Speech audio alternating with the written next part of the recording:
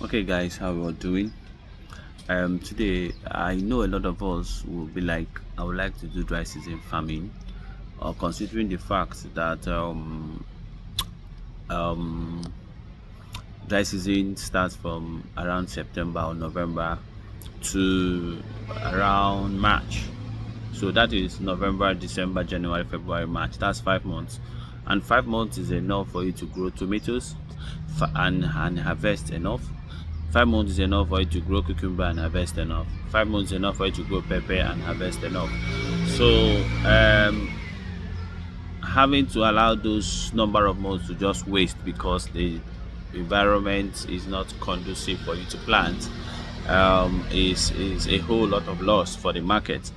And the advantage is this: if you actually happen to be able to find a way to actually plant within that period, you are going to be making times two of whatever you would have made in rainy season. So now the question is, how can I farm during dry season? Number one, if you want to farm during dry season, what are the challenges we have? Number one is water. So if you have a way of making sure you have water, which some of us could actually have, that we don't have issues of water wherever we are. If you're actually in a place where you don't have issues of water, or you're actually close to a stream, if you're close to a stream is another advantage. So if you're close to a stream, is also fine. Then another issue we have is the humidity. The environment is always humid, no air, there's suffocation and all that and all that. That is also one of the challenges we have. But I want you to know, in a case like that, you could actually improvise. But I know that if you try to farm in an open field that is open, you can actually get some air no matter how little it is, which is enough for you to grow your plant. Then another issue we have is sunburn. The weather is always very hot, that the temperature is within the range of 30 to 40 degrees, which is always very, very hot, that it burns your plant, which brings about wilting, which brings about flower abortion, which brings about leaf burns and many other things, which reduces your yield. And some of all these challenges, how can we solve them? Then another thing is even evaporation.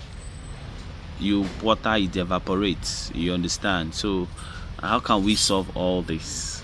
Number one, for water, just make sure you are in a place where you have water. That one you can actually solve artificially. Some people can actually go, if you have a place where we have stream, you could actually go there to pump water and get it to your place, depending on how you do it. So the part I need to look at is humidity. You can actually go open. You can go open field, and if you go open field, you can be able to get some air. Or if you're actually doing a greenhouse, you can introduce fan.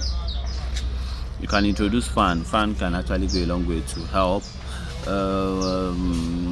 Then if another thing you could do is, when you now want to look at the sunburn, where you're looking at evaporation of your water and your nutrients, and also looking at your abortion and all that, you can introduce two things.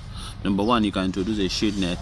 A shade net will help to shade off some portion of sun rays, and thereby making that environment, reducing the temperature of that place. So instead of you having what we're having in the atmosphere, shade nets can help you bring it down.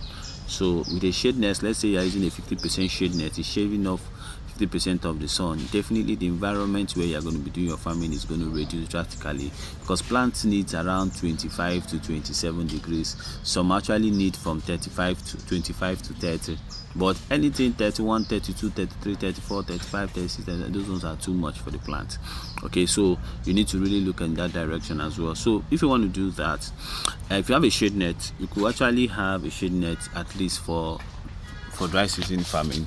Set up a shade net arrangement for dry season farming, that you can actually open it up during rainy season and close it. A shade net will not stop rain from entering, but it will always reduce the sun that's entering your plant, thereby reducing abortion, reducing wilting, reducing sunburn, and every other thing, even evaporation. Then another thing is this: that evaporation, another thing you could do, you can introduce what we call a biochar, biological charcoal. Biological charcoal have a way of retaining nutrients. it retains nutrient and gradually drop it off. And with that, when we have irregular watering, when your plants start feeling stress or lack because of water, it affects the result. So if you have things like biochar, you can mix it with your soil, or if you are doing soilless, you can as well mix it with your soilless medium. So using a biochar is key for you to do farming in dry season. Okay, so with that, I think you are good to go if you really want to do dry season farming. So I just feel I should share this with you. Bye.